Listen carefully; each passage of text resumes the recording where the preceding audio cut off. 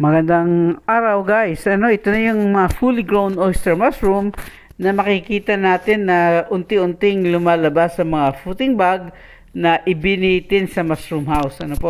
Yung mga fruiting bag na yan ay nakaayos na bitin at merong sapat na espasyo para magkaroon ng lagusan ng hangin o yung aeration para mapanatili po yung halumigmig doon sa lugar, dahil sobrang init yun sa ating lugar ay kailangang mahanginan yan at lagi pong ini-sprayhan niya ng tubig para mapanatili yung lamig, para hindi mamatay yung mga so yan po, makikita niyo na puting-puti yung mga oyster mushroom na yan na lumalabas, at makikita niyo mayroong fully grown na yung pwede na i-harvest.